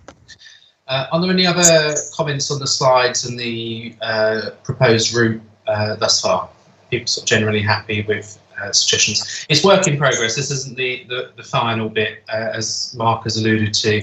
There's another meeting of the working group planned, particular focus on the wheelchair route, and we've still got a lot of work to do to identify what sculptures are going where, but obviously that will come back to committee in due course. But as it stands, people generally happy? Yep. Yeah. Super. Mark, is there anything else you want to comment on the sculpture? I think you've got a couple of slides on possible designs. Yeah, well, I think, Ros, are you going to talk about these? But I mean, this is basically, there were, as you say, a couple of designs have been put forward as a result of the public consultation on this, and again, these will go to the working group for consideration, I guess. Is that your drawing of a squirrel, Ros? No, afraid not. Yeah, no, it was just one of, during lockdown, we asked people for ideas, and this is one of the, it was the only idea that we came in from children. we had two artists come forward. One was a sculpture artist who had been put onto us by the River Group, I think, which was great of them. And the other one was a local person who just done a degree in arts and has been very supportive at some of our environmental kind of pulling the balsam bash and the litter picks and stuff. And she's given us some ideas for murals. So it's just to think about how we're going to involve those people going forward. And also the mayor is very keen on some sort of a boat, Viking boat sculpture as his legacy project this year. So just to mention that and whether that can be incorporated. But I think the mayor's leading on that and would be kind of leading on the fundraising for that. The other thing is we did the work on Boudica a couple of years ago, a year ago, and I don't know if you want to talk about this because Stuart, this is a Thomas Pate, Deptford Society project really. So we got a quote from the Hearts of Oak for 7,200, and here's Boudica cut out of the tree, so she'd look like she was coming out of it. Stuart, do you want to add anything to Boudica? Just to say that we initially looked to start the trail off by getting some funding from the lottery, and we were turned down because we didn't own the pieces of land that the sculptures were going to go on. So that's when we started talking to the town council about how can we deliver this, and obviously the BFBR has now come along and has been our route to deliver it. We, as a Deptford Society, have got £1,000 earmarked from our own monies towards the cost of the Boudica statue, and we did apply for £300 from the town council, which we're still holding, ready to put into the sculpture. So there's £1,300 ready to go for the cost of this Boudica statue, which would be great if we could get the ball rolling. It's such an iconic piece that is high profile, fits with the bill of the consultation that they wanted a character of Boudica to be shown, but also it does tidy up that old tree stump, which is a very high profile area. So if we could get the go ahead to do that in the shorter term, it would be great. But I am conscious we do need it to be of a very good quality and design, because we don't want to be held out to a bit of rough and ready interpretation. So whoever we get to do it, we do need to see some evidence of their previous work to make sure they are up to the job. Cool. Yeah. I think we've got enough to go on at the moment, sort of comments from committee. As I said, there's another meeting coming up. I think the next working group is the day after the September ALP meeting, so there won't be an update at the next ALP meeting, but we'll take things forward and sort of keep people informed. Brenda, have you got your hands up? Yes, I have. It was just a quick one, just in answer to Stuart. I have sent Ros a Facebook page. You do have to look through the woodwork, as you say, but it's all about carving. It is all over the world, so you've just got to pick up the people that actually do carving. Some of them are absolutely spectacular. I've never seen anything like it. They look so realistic. So Ros has got that information. Stuart, if you want to have a look on it, I think it was no, I'll have to send you the information, Stuart, but you can have a look through them. Thank you, Brenda. Cool. So I think we've got enough to go on there. Just to note as well, Breckland, when we did the walk with the subgroup, we noted that there was some damage, quite severely damaged litter bins, dog waste bins and that sort of thing. And it turns out they were Breckland's, so I've reported them to Breckland and they've agreed to replace them. And then, as Ros mentioned, Breckland have consented to benches going back along that route. We want the route to have, look good, and if there's any issues to be dealt with. I've also reported the graffiti under the bridge near Wilco, that bridge there, and they've pledged to get that graffiti removed. So a couple of other bits being actioned along the route, which is really encouraging. Cool. I can see we've got the next item on the agenda on the screen already, which is 242 traveller defences. So this is also Mark, please. Yes, thank you, Chair. So as a result of the discussions at the last meeting, I've drawn up 3 maps of possible routes for where we would put in lines of post and hedging. So the hedging would be kept short, so it's not affecting sort of sight lines. We'd have gaps about 1 metre wide every 5 metres or so that pedestrian access would be maintained. But it would be designed to stop unauthorised vehicle access over time. I've sort of tried to sort of interpret the discussion from the last meeting and sort of come up with 3 possible options for where exactly to put that hedging. And as we look at these, what I'd basically like to ask is, are these the options that you would like to put out to public consultation? Because that would basically be the next step. So you'd have these 3 options that I've suggested, and then a 4th option of do nothing, basically, leave it as it is. The only other thing, as we look at these maps, the only other thing that I would like to ask is whether you think the hedging should be sort of right up to the roadside, pretty much, or should allow enough space for sort of parallel parking along the road. Either in all sections or in specific places, and again whether that's in effect option 1A and 1B in effect for every one, whether that's something you want to put to the public or not, I suppose. So option 1 would be basically to have a car parking area which would sort of basically be in the area that's quite used at the moment, and is as a result is very worn away and is bare hard earth. So we would sort of basically more formally designate for car parking, and our thoughts would be that would be surfaced basically as the Nuns Bridges car park across the other side at the end of Mill Lane already is. And Chair, you may wish to mention about sort of possible source of funding for that as part of a development in the area. We would be hopeful that this funding could be sought for this. But basically, so option 1 would be to have that car parking area where it is at the moment. Option 2 would be to sort of defend the whole riverside area from vehicles and have a car parking area the other side of Mill Lane, basically again, surfaced with a sort of mesh and gravel arrangement, as the Nuns Bridges one is. And the 3rd option that I put forward, we could have the next slide, is basically to have an area where sort of there's no restriction over access to the river. And we're basically just sort of protecting the larger grassy open spaces, but still allowing people to sort of drive up to the riverside nearer the bridge end of things.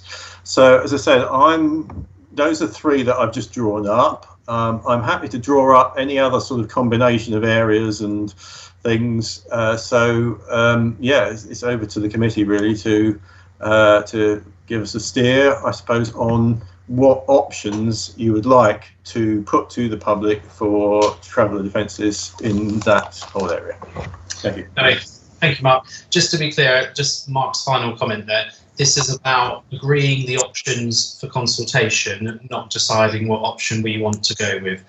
So it's about suggestions for changing different options before we go out to the consultation phase, rather than what are our own personal preferences. So I've got 3 hands up currently. I've got Dennis first, please. Thank you, Chair. Can you hear me? Yes, I can, yeah. I never remember if I had my mic on or not, but thank you, Chair. I'm not sure if the advertising on that screen is good, but, door-to-door transfer from airport. But going back to Mill Lane area, I think option 3 is going to allow for a lot more damage to the riverside there. So I would not be in favour of that. But I think that option 2, and maybe having the parking on both sides of the road there, the area that's already utilized for car parking a lot, and also the open area, because that would allow more cars to be there, because sometimes we get considerable amount of cars. So I was just, for changing the option, I was thinking of parking on both sides, maybe on there. Thank you. Thank you, Dennis. Noted. Got Jane next, please. Thank you, Chair. It's probably a technical question really for Mark, so apologies if you don't know in advance. On that image there where we can see the wording Little Ouse River and there looks to be a car there, I always thought there was a slip there, or is it just a glorified drainage ditch inlet type thing? If it is actually a slip, what about access to that? Because obviously we're trying to encourage people to use the river. And obviously we've got the planning application in, there's the planning application in for the jetty and the boathouse at Riversdale.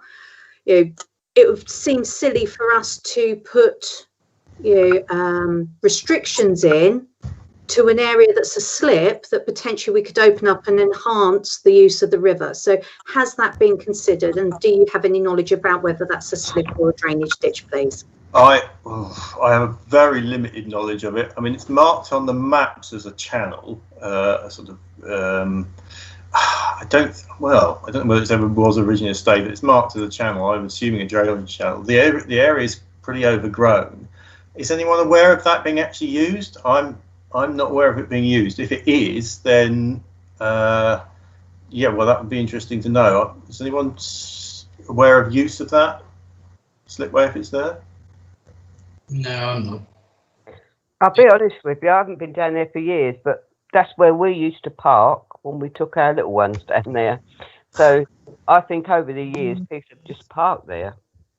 So, yeah, I mean, people parking there, I haven't seen people parking with canoes there. I think they just park there and sort of enjoy the views and stuff.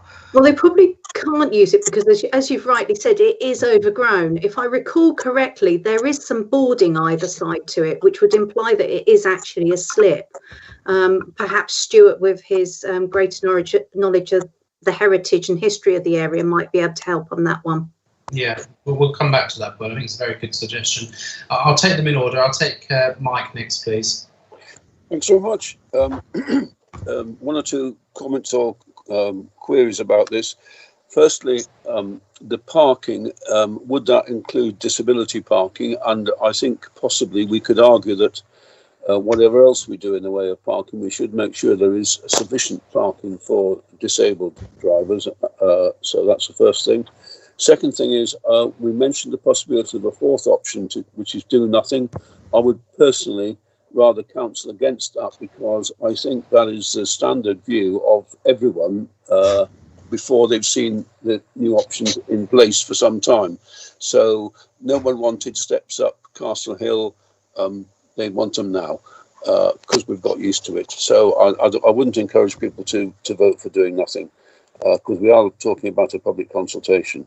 On a more general point, as regards the parallel parking, which was a phrase Mark used, I would like to see the plan be that we encourage a degree of parallel parking on the side of Mill Lane away from the water, so that it's possible to try to keep the side which is on the water side just for pedestrians, i.e. people who are sitting, picnicking, sitting and then going in the river. I walk it every day now, that area. I've done it for several months, and I think 15 in the river at any one time is not terribly uncommon during the hot weather. And there are people wanting to enjoy a picnic or just a quiet time. The dogs love it. It's a great opportunity for people, not, in my opinion, not for cars. So I'd be wanting to encourage the cars to be able to have parallel parking along, is it the south side of Mill Lane, the side away from the river, but not to allow parallel parking on the side next to the river. That's an opinion about the way in which we structure the options to the public. Thank you. Thank you, Mike. And Stuart, please.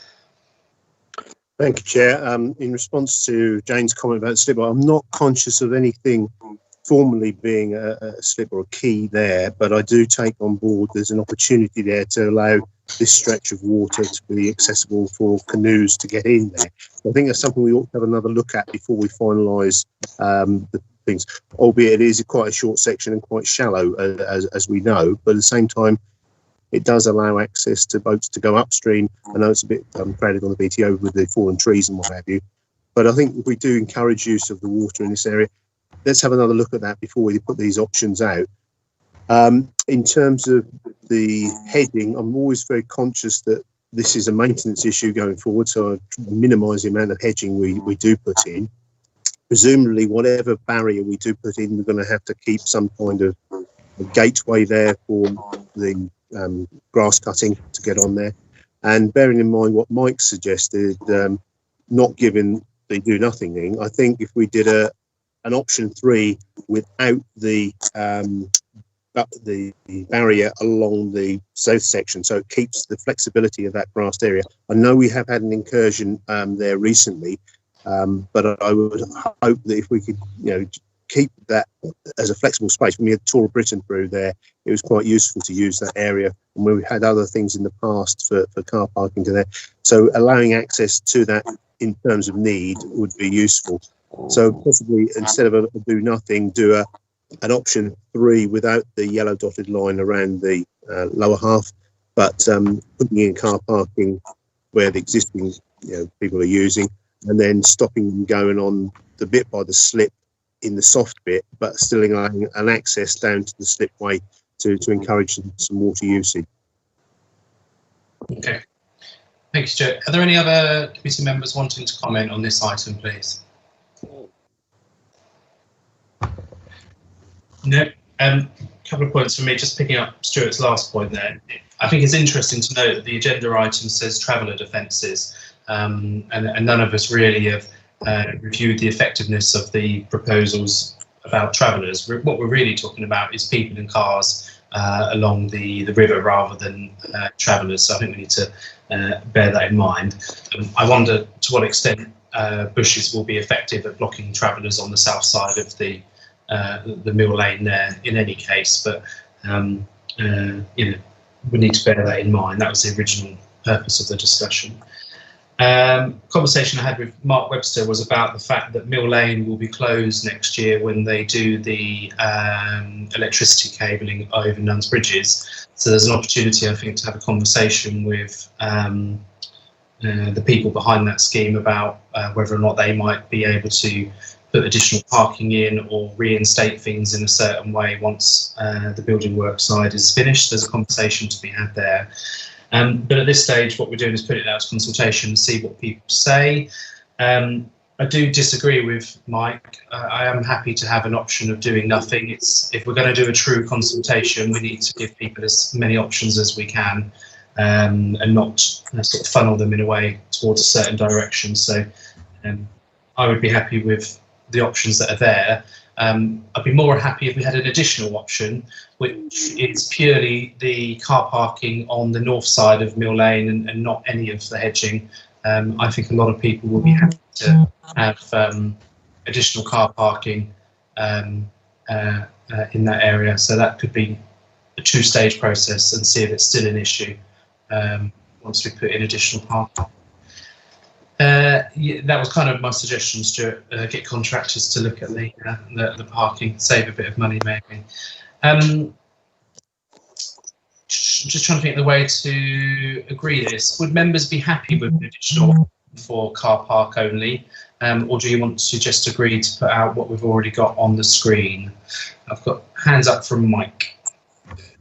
Just to come back to the point you were making about the location of the car parking, the amount of it, my concern is we need to bear in mind that not everybody brings a car or wants a car there.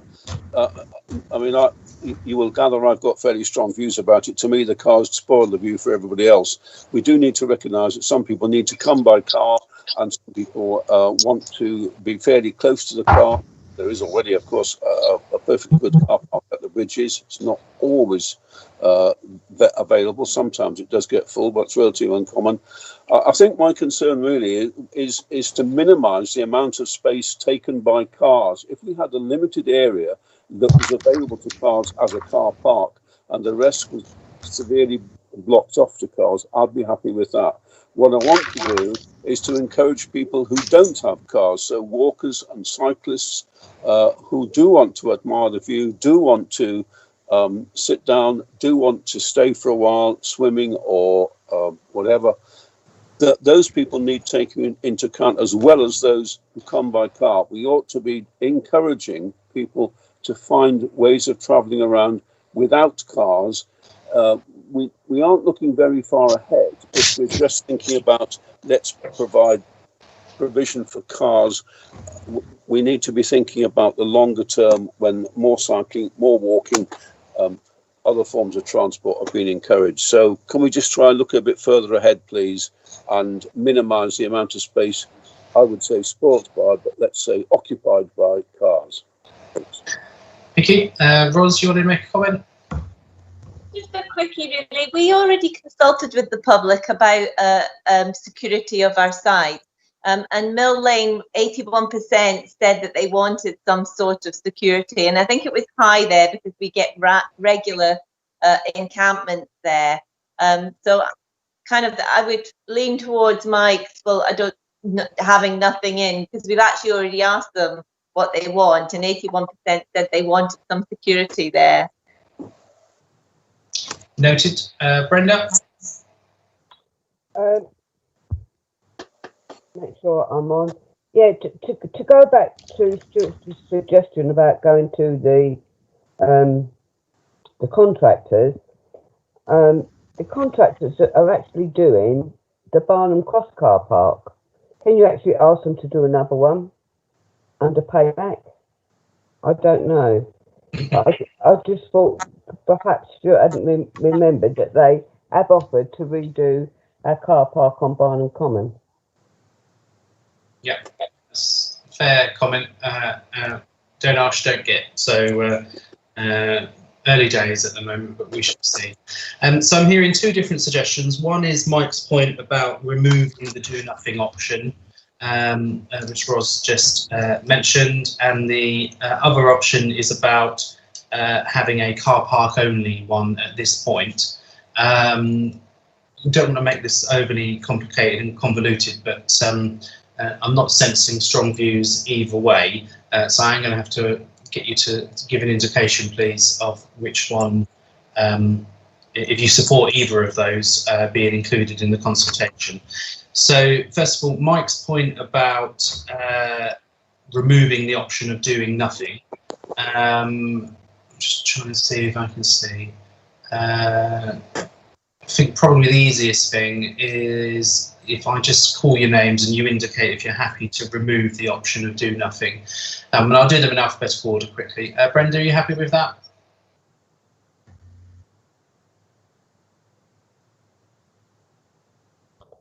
Sorry. Yeah, I'm happy with that because we've already been out to consultation on that, and the public said do something. So I don't think they need that as an option. Lovely. Thank you. Carla, please.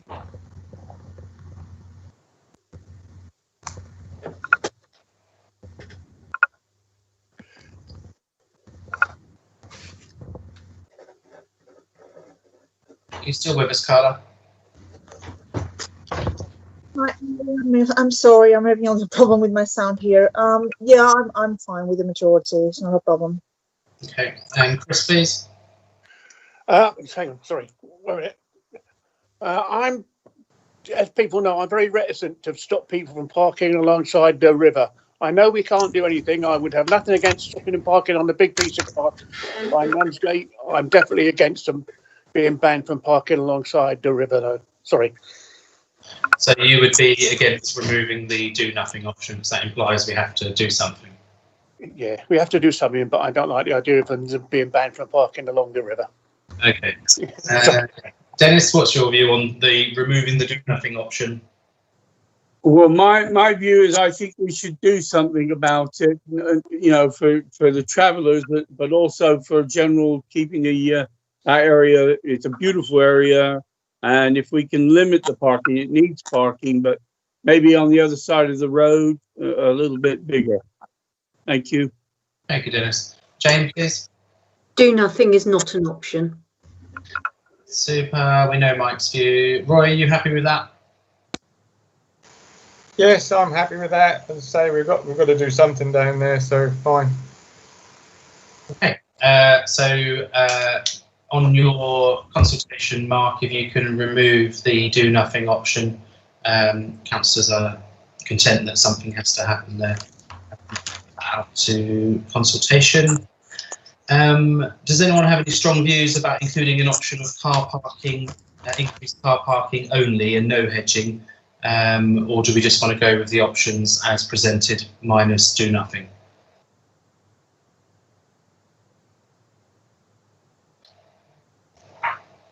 Silence.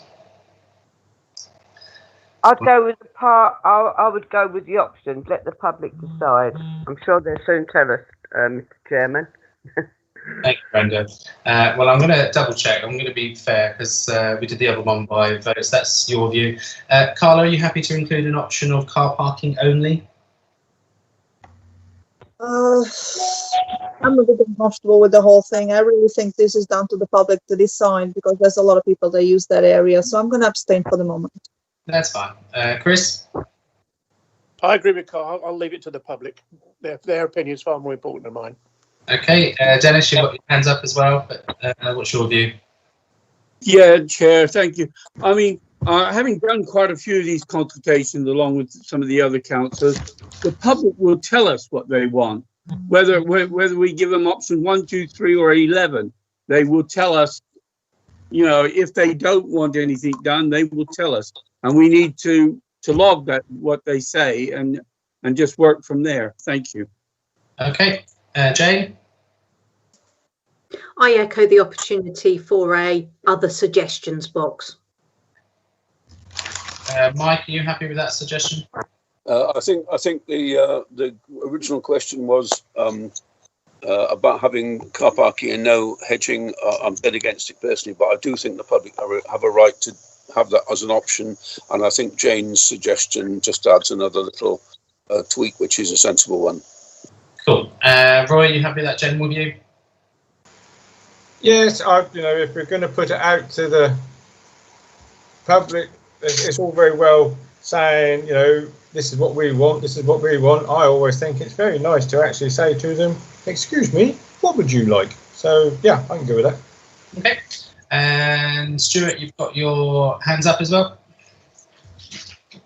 Yeah, I'll just back to the.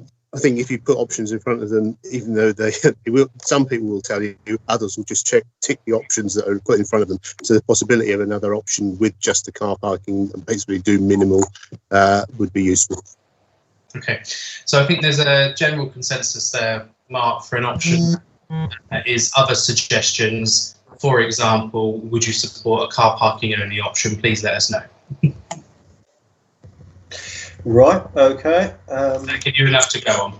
Yeah, so we're basically, you're happy with the three options that have been, the first three options that have been presented, and then the fourth option would be sort of other suggestions, including car parking only. First of all, am I right on that? Yeah. Yeah.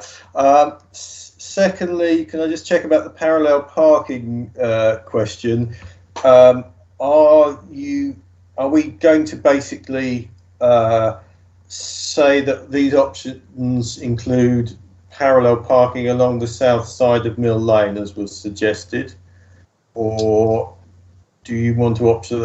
I don't want to have too many options going here at once. Yeah, I think what I quite like the suggestion of a sort of an AOB option or other comments and suggestions. Well, I can offer that separately. So we've got the three kind of yellow line routes, if you like, and then just ask that as one of the additional questions. You could always prompt people, as in this might be an option to consider. What you think? Yeah. Okay. I think we've got enough there to, as I said, to go with those 3 options plus the extra possibilities. Super.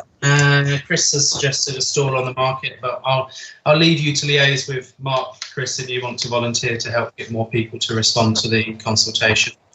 And Mike, you've got your hand up. Yes, thanks very much.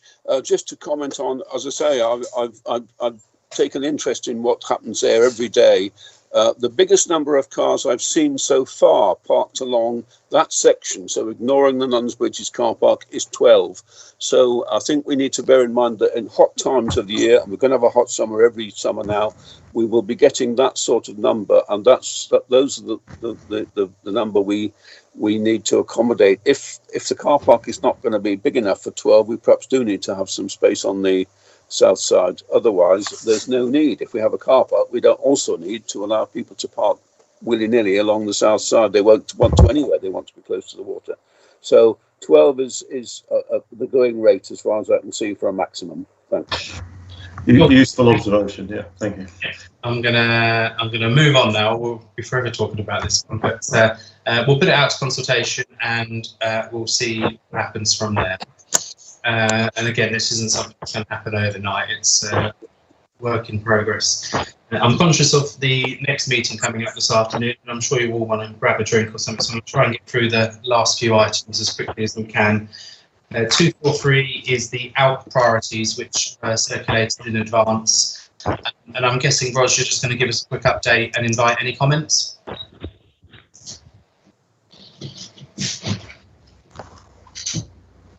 Yes, that's fine.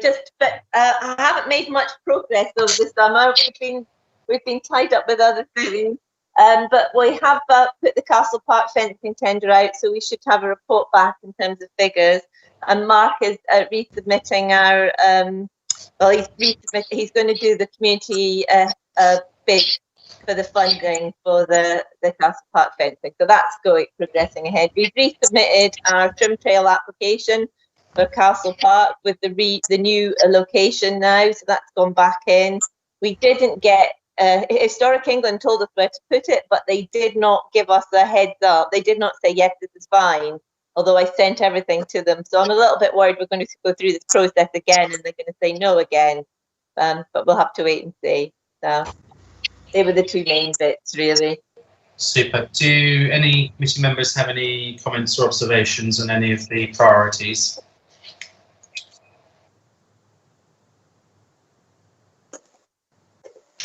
No, the only one I would mention, as I mentioned to Ros yesterday, I don't know, Jane, if you want to comment on this, but I listened to the recording of the Civic Committee talking about the Thomas Paine Trail idea, and I note on our priorities list for ALP that it talks about statue and plinth restoration, and it would make jolly good sense to make sure we get the statue and plinth restored, and if that could coincide with the launch of a trail, that would be good news. So that one for me is a bit more of a priority than perhaps the others, because we want to make sure that's looking good, ready for the trail. But I don't know if you've got any views on that. Can I update the committee on that? Would that be okay, Chair? Yes, please. Yeah. Yeah, so it was discussed at the Civic meeting, and the Civic committee have formed a task and finish group to identify projects, identify budget lines and that kind of thing, with a view that potentially that would be going forward.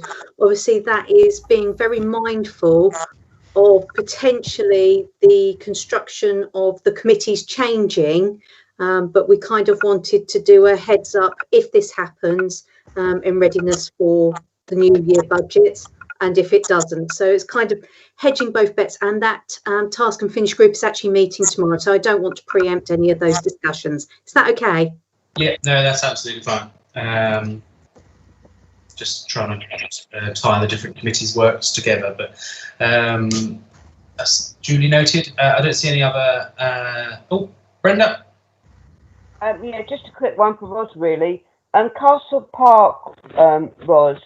Have we got the castle fixed yet?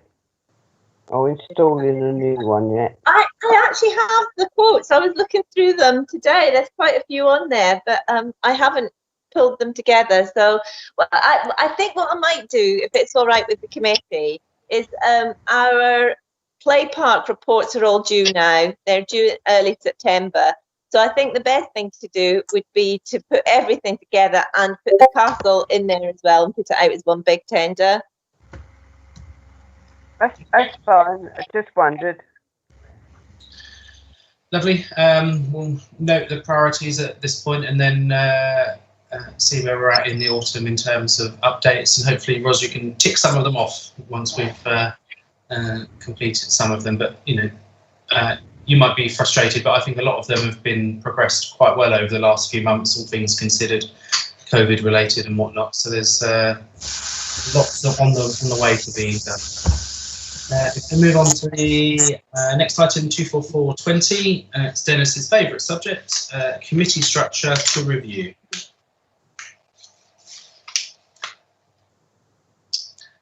I think we're probably the last ones to look at this in terms of committees. Do you want to introduce it, Ros? I think we probably all know what it's about. Yes, so this went to full council, and the full council have suggested to us to have a look at option 4 is their kind of preferred option at the moment, and to talk about would it work for you, and if you don't think it works for you, to basically say what tweaks you would like to see to make it work. Super. Got hands up already from Mike. Thank you very much. I'm just looking at option 4 now, and I just need to perhaps update on the planning committee view, which was expressed last night, so it's not yet come through to most people, I guess. The planning committee said, thank you very much, we were happy as we were. And I think that brings me to a major point I want to make. It seems to me that finance and planning and cemeteries and allotments and civic are all doing a grand job and are probably happy with where they are. The issues that arise are with them to an extent and hugely with ALP. The importance and scope of the work done by ALP has increased enormously over the last few years. Personally, I think that's absolutely tremendous. This council is doing things it never bothered to do in the past, and it's hived off to the trust an area of work as well. So I'm all in favour of what's happening, but it is throwing a big burden on one committee in particular, and maybe them as well, but certainly on ALP. We're trying to cover all the open spaces, and I think that's really the area which is the biggest expansion. And maybe what we ought to be looking at is whether we've really got this proposal right. I mean, I quite like a lot of option 4, and of course it may be affected by the views expressed by the planning committee yesterday, but it does seem to me that it's that bit that's the key issue, the extra work taken on by ALP, and particularly to do with the countryside. Parking with planning is definitely an option. It wasn't one liked by the planning committee, but the rest of the council may like it. But that's the area where we need to deal with. I mean, I'll just suggest it in passing. It's not really what we should be talking about, but is it worth considering having a separate countryside committee altogether? Thank you. Thank you, Mike. Are there any other committee members with any comments? Dennis, please. Oh, there we go. Surprise, yeah, I have got some comments. I basically like what Mike just said. He seemed to make a lot of sense in this, and I think some of the smaller committees seem to be running at top whack and going on. This committee is really small in numbers, but it has an awful lot of work to do. So maybe we need to do some adjustment to this committee, but I think the others should be left alone. Thank you. Thank you. I can't see anyone else indicated at the moment. I think what personally, my own view would be what we've moved towards with the discussion at VEM, which I was at, and the discussion at planning, moving towards a situation where we remove buildings related stuff from ALP. We've not really spoke about leases and stuff today, but we had a whole special meeting on leases last week or the week before, whenever it was, and buildings related stuff. We talk about St Peter's a lot, which is more of a buildings issue than an ALP issue. So moving them away from ALP, and then also the events moving away from ALP. That would leave us with a committee which was focused on things like open spaces, environment issues, community issues, play areas and grants. And I think that makes for a good sort of subject heading for an amenities committee. It's about land, it's about countryside and the environment, and that makes good sense to me moving forward, particularly with planning saying, you know, we want to keep planning as it is and not have countryside. So that's still quite a lot for ALP, given the amount of land the town council owns and some of the sort of environmental challenges and stuff that we've got. But with those other aspects removed, I think that allows amenities to focus on those environment stuff quite well. So that would be my own view.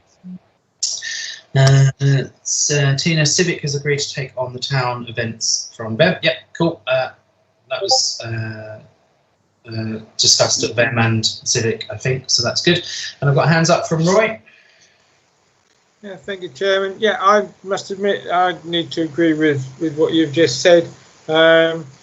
It's really good that we ought to get this committee organised. The environment's going to be really big in the next few years.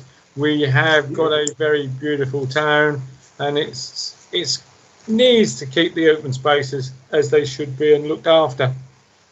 The other bits and pieces, they're really, if you're interested in one bit, you're not necessarily interested in the other. So I would say, you know, let's go with not doing the properties and go with what we're doing. I think we've got that's the right way to go about it.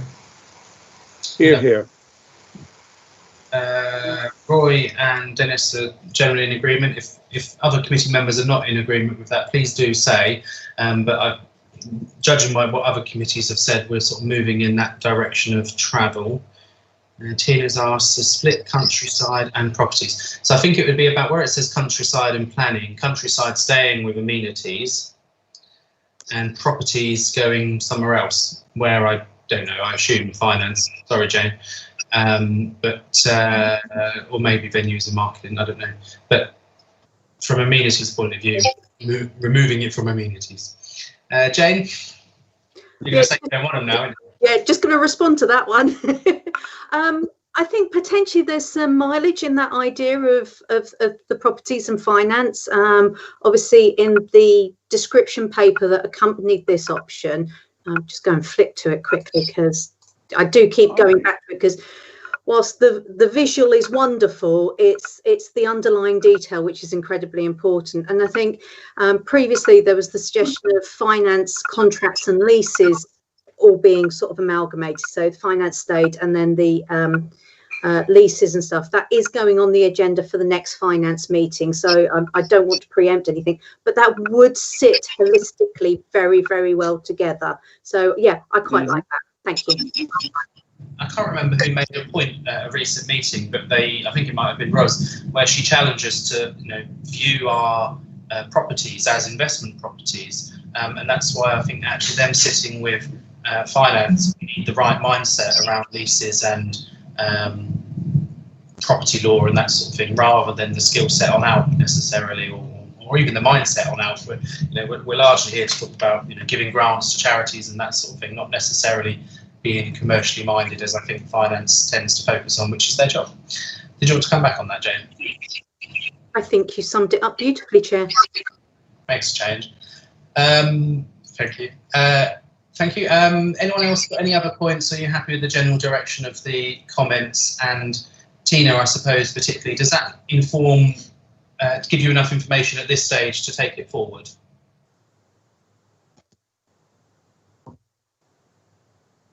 I'm not sure if Tina's mic works, so you have to comment in the box if you're happy with what you've heard, Tina, moving forward to the next stage.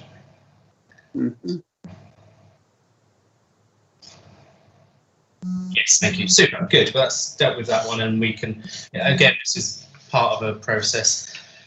And just before I move on, I've got Mike with your hand up.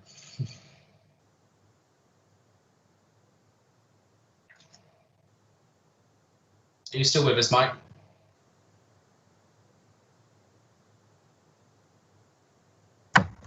Mike, you're muted, I think. I can see you talking. Very sorry. I couldn't. I have only got two hands, and well, let's get on with it. My apologies anyway. I think there's possibly a need to ensure that either as committees or as the officers are happy with the amount of spread of time. I think what we're trying to do, if we're not prepared to look at the idea of having an 8th committee, and no one's welcomed that apart from me, then we've got to look at the spread of time. So I don't want to put something on for finance, which is going to end up with saying, oh, we solved the problem, there's no problem with ALP, but now we've got a problem with an over-heavy finance, or whatever it may be. So just to make sure that we, as it were, do our homework on how much time this is going to be for each committee. I think the idea is largely to reduce those committees which are overpacked. It looks like ALP is the main one. So yes, put the work somewhere else, but no, if it's going to make somewhere else overpacked instead. We've got to solve the problem, not shove it somewhere else. I think that's a fair point, Mike, but at this stage, we're talking about amenities. At some point, it will come back to full council when I think it's right that they have the overview of all the committees and the workload. And at that point, we have a conversation about capacity of committees and officers. If we focus on what we think is best for amenities, and that gets thrown into the pot. Carla, with your hand up, please. Yes, thank you, Chair. I was just going to reinforce a little bit of what Mike said. I think that taking volume of work from one committee and pass it on to another one is not a brilliant idea, but I do take on board what you said. There's an opportunity to discuss that afterwards. The other point really is I always thought that finance, because of the nature of what's involved, is quite technical, and all credit to the ones that are in the finance committee, but it should be independent from all the other committees. I don't think that dealing with the finance, which is a full oversight of all the ins and outs of the council as a whole, whether this is the commercial side of the council or the community side of the council, it should be kept independent even for transparency in regards to the other committees. So I think it should be a committee on its own, and at the same time is quite a big committee. There's a lot of work involved there, so I think it should stay as it is, and the other ones can be restructured to be a bit more manageable. Thank you. Thank you, Carla. I think we've discussed it enough today, and as I say, it will be moving forward to personnel, I think, and then full council. So we've dealt with the amenity side of it for now, and we'll probably get a refresh version of option 4 or option 4B or whatever at a later date. So thank you all for your comments on that one. I think Roz's internet's been sort of dipping in and out, so hopefully she's still with us, because we're going to need her for the grants one, I think. 245 community wardens. This was a suggestion for me to go on the agenda just very briefly. Hopefully not too much discussion, but I've always been very impressed with what Sudbury Town Council do to address environmental issues, sort of community issues, sort of community events and that sort of thing. And I'd quite like us to request some information from them about their community warden scheme. And I'd also throw in their South Holland District Council, because Breckland have been telling me what South Holland do, which I think could be useful ways of working for us here in Thetford. So at this stage, it's merely, are the committee happy for us to request some additional information from them on what they do and how it's paid for and how it works. So just an information gathering exercise. The committee generally happy with that? Yes. Dennis, scroll down, that would help. Yes from Chris. Everyone else generally happy? Could we have costs included in that, Terry, please? Yeah, I mean, it depends what they're prepared to give us, but basically the more information we can get, the better, is my view. I think Sudbury. Here.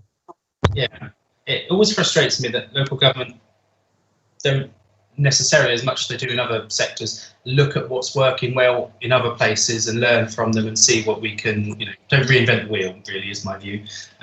So if we can learn from them, all the better for it. So I think there's general agreement for that. Thank you very much. 246 is small grants, and there's only one to consider, which Ros circulated. Ros, did you want to say anything about the application?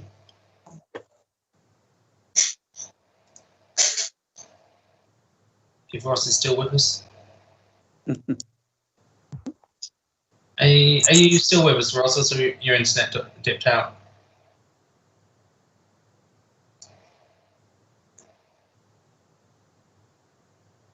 No. Okay. Did you all receive the application from the horticulture industry scheme? Yes. Are there any questions about that application? I agree. My next question, Brenda. I've had a look through. I think it meets with our policies, so I'm happy with that one.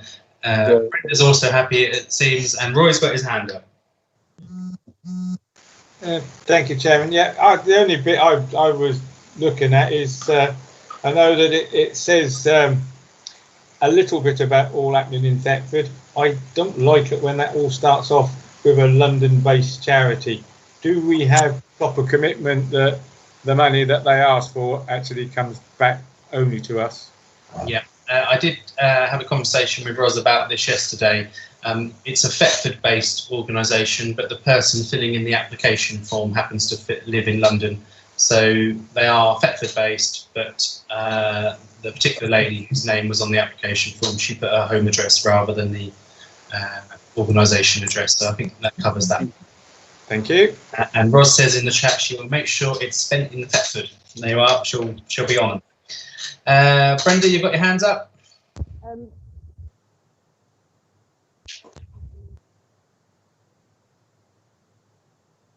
You with us, Brenda? Sorry. Can you hear me? I can, yeah, go ahead. Yeah. A few months ago, we agreed to get Thetford Shines Brighter to a meeting to discuss a way forward with our grant. We did, yeah. So is that going to be on another agenda? That's a fair point. If we add it to the action points and updates, and I'm sure Ros will make a note of it and invite them in the autumn to join us and do it. I think the idea was for them to do a presentation, if I remember right. Hands up from Jane. Hello, yes. Right, bear with. Sorry, I was just looking at the actual application itself.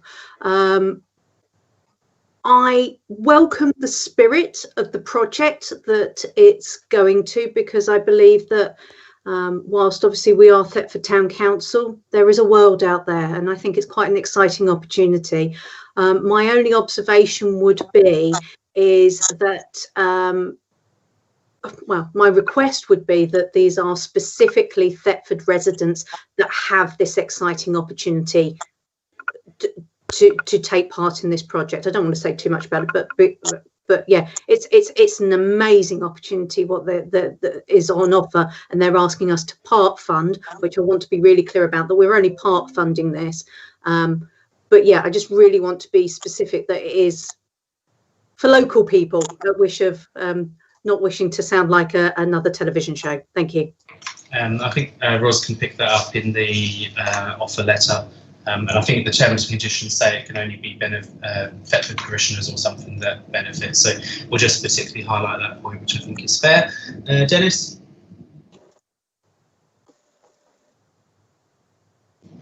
Yep, I got my mic on. Yeah, I've already said I would like to support this, and I'm glad to hear the other councillors are making sure that it is centred on Thetford and that Thetford residents will get it. On the small grants in itself, will the small grants still sit with this committee once we've done the changes? I don't have a crystal ball, but I would suspect it's community related and therefore should sit with amenities, but we'll wait for that to be thrown into the mix. Yeah. Can I have a proposer and a seconder to agree to the funding for the horticulture industry scheme, please? Dennis, I'd like to propose it. Thank you. Jane James, Yeah, I'll second it. Lovely, and there's enough speakers that have spoken in support or indicated, so that's approved. The only other point I'll make on small grants is I think Ros has had 1 or 2 inquiries from groups that are particularly struggling at the moment because a lot of their usual fundraising hasn't been able to happen. There's been hardly any events and stuff this year.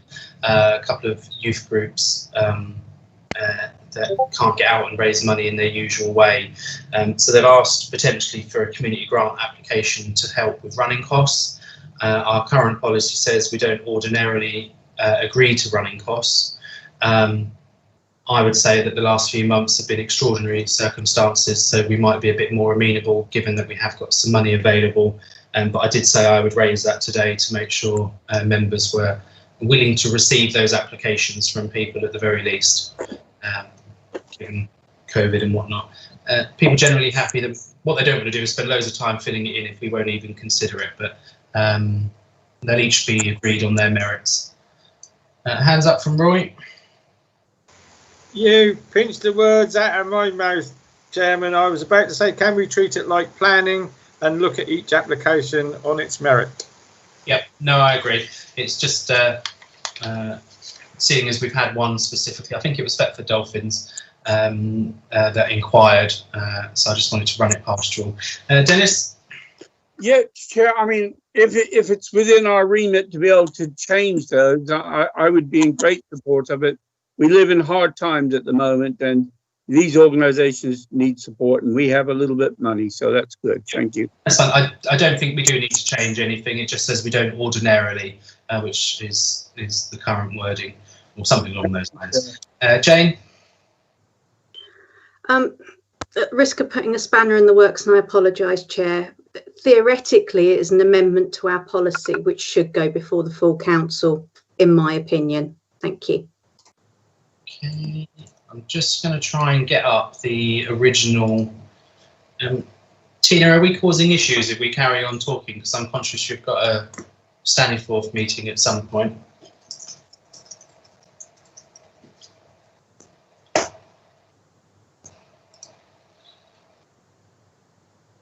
I'm just having a look for what the policy were, because Dave looked at this and his view was the sufficient policy, the wording is sufficient in the policy already to deal with.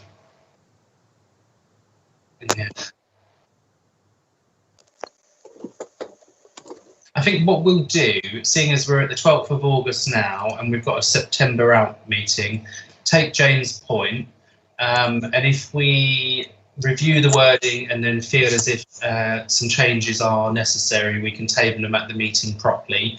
But in the meantime, bearing in mind Roy's point, if we encourage applications from groups, then we can always assess them on their own merits anyway. But we can review the policy in September. That might be the best way of going about it. Because I haven't got it in front of me, so I can't tell you what the wording is. Thank you. Correspondence 247. Any correspondence or questions on the correspondence? Ros circulated them in advance. Does anyone have any questions or notes to make?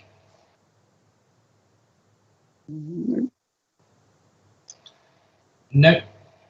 Super. I read through them and was quite happy with them all.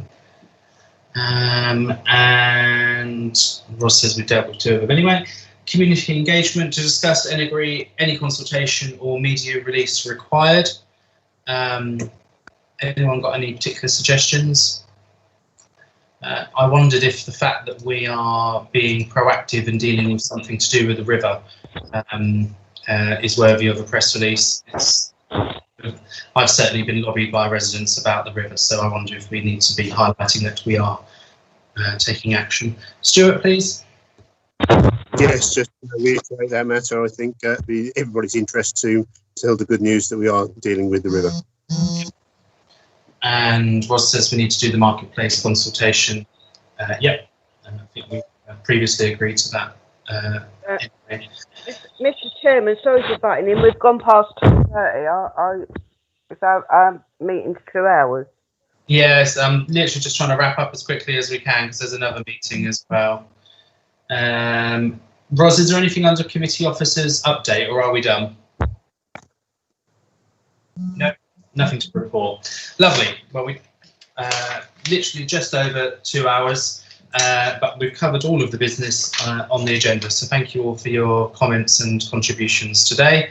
And you'll probably have time for a glass of water before Staniforth Trust, which I think is after this one. But that's it from me. Thank you all very much for today.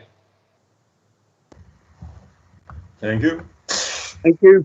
Cheers. Thank you.